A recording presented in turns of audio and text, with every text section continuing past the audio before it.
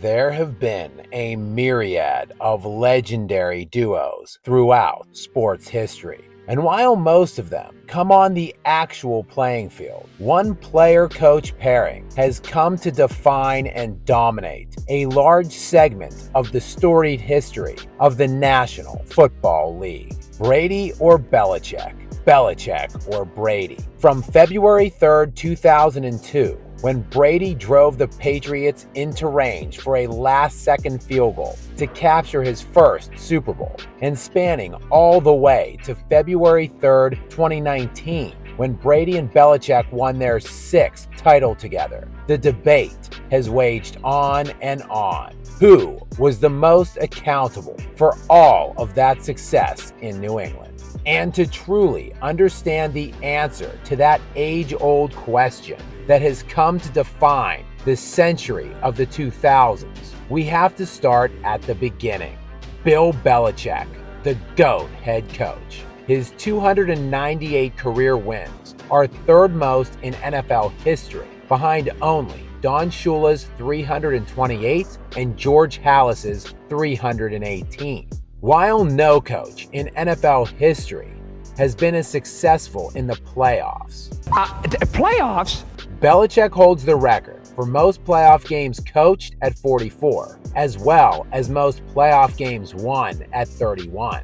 While he has coached in the most Super Bowls 9 and won more than any head coach ever with 6. On the surface, no one is more deserving of that GOAT moniker. But it didn't begin that way for Bill. His first stint as an NFL head coach came at the age of 39 in the 1991 season when he took over the top spot for the Cleveland Browns. His inaugural season with the franchise did not go well, as the Browns finished just 6-10 that season, and they wouldn't improve much in either of the next 2 years, going just 7-9 in both the 1992 and 1993 seasons. But Belichick would flash some of that trademark genius in 1994, leading the Browns to a regular season record of 11-5 and his first playoff win against none other than, you guessed it, the Patriots. The Browns would then be knocked off the following week against the Pittsburgh Steelers, a team, ironically, Belichick would own years later as the Patriots head coach. The Browns, meanwhile, seemed to be headed in the right direction after making it to the playoffs and winning a game. It seemed like the sky was the limit for the young genius head coach. But in 1995, the Browns took a big step back, finishing with just a 5-11 record that year, dead last in the division. Later in that same year, owner Art Modell would decide to move the franchise from Cleveland to Baltimore and decided not to retain Belichick's services as the head man. You're fired. Thus ending his first tenure as head coach without Tom Brady as his quarterback. A total record of 36-44, good for a 45% win percentage, 1 playoff appearance in 5 seasons, and 1 total playoff win. But it wouldn't take long for Billy to get another crack at the top spot for an NFL team, as the Jets named him their new head coach following Bill Parcells' resignation after the 1999 season, where Belichick lasted for exactly 1 day in that role before resigning himself. Not to worry, Belichick was hired by the Patriots. I'm thrilled to be part of this organization. And just 23 days later, on January 27th of 2000, the rest, as they say, was history. As Belichick hit the ground running with his 28-year-old, 3-time Pro Bowl quarterback coming off of a Super Bowl appearance 4 years earlier. With Drew Bledsoe at quarterback, Bill Belichick went just 5-11 in his first season as the Patriots head coach. But Bledsoe had shown enough through his career to warrant a then record contract, 10 years, $103 million, heading into the 2001 season. Things, however, would not start off well in his second season with his new $100 million man at quarterback for Bill Belichick, as the Patriots opened the season at 0-2 and were looking so bad, Belichick himself was certain he was soon to be fired. That's when one hit along the sidelines on Drew Bledsoe changed the course of NFL history and turned Bill Belichick from a bum into the GOAT.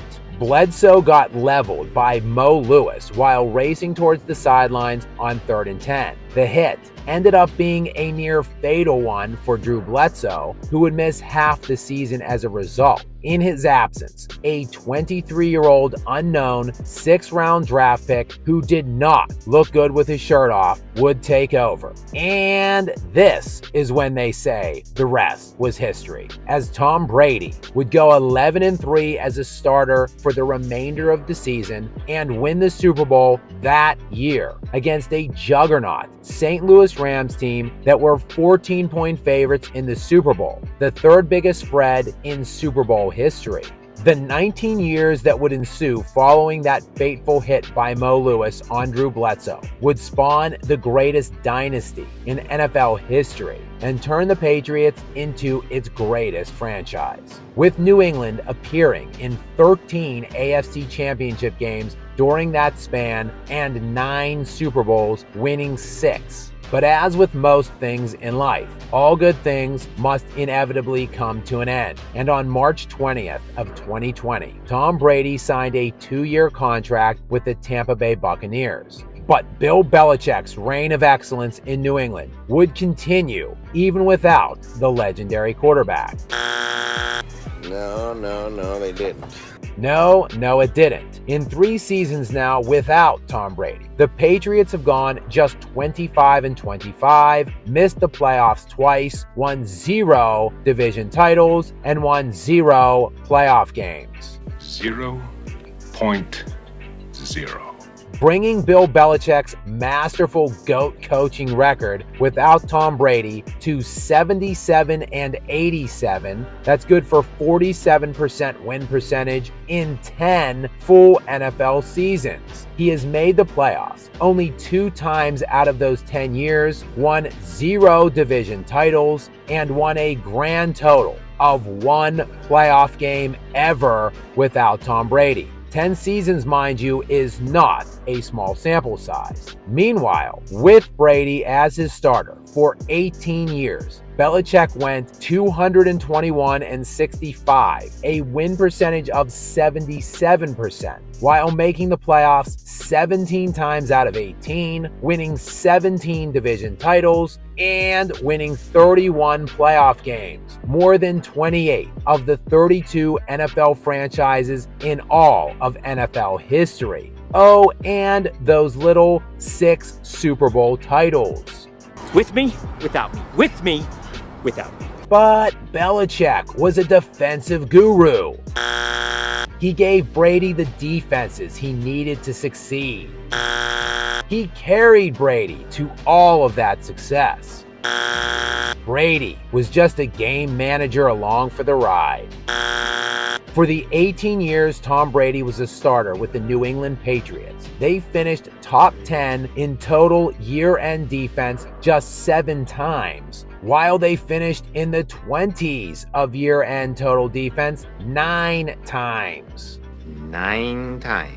Brady had a top 5 defense only twice in 18 years with Belichick. Overall, the Patriots' average year-end defensive rank during Brady's tenure there was 17th, which by very definition is average, while Brady, in 18 years in New England, played with only 17 All-Pros on the offensive side of the ball, including the offensive line, running backs, wide receivers, and the tight end spots. 17 in 18 years. For comparison, Patrick Mahomes has played with 11 All-Pro selections on the offensive side of the ball in only 5 seasons as a starter. Brady had very marginal amounts of supporting cast surrounding him on the offensive side of the ball, with average defenses on the other side. And yet, he went to 13 conference championship games in 18 seasons as a starter in New England and appeared in 9 Super Bowls, all while dragging this overrated mumbler to GOAT status.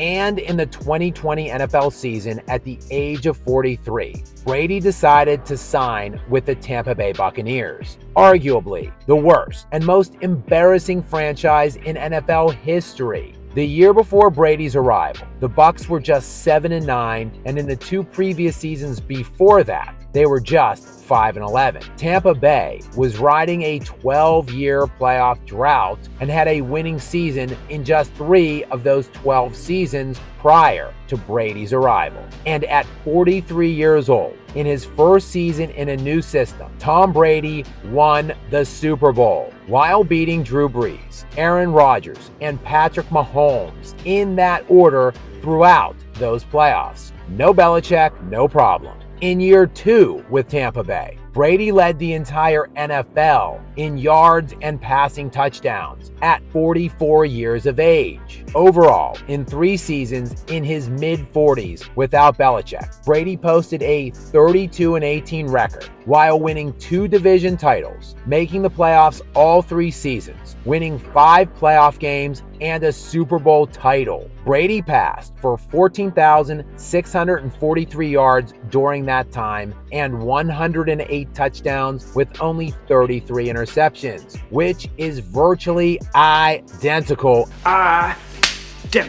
numbers to prime Patrick Mahomes during those same 3 years. And Brady was in his age 43, 44, and 45 seasons. So Belichick or Brady, Brady or Belichick, the deeper you look into it, the more glaringly apparent it is that the debate that has defined the better part of 2 decades really wasn't much of a question at all.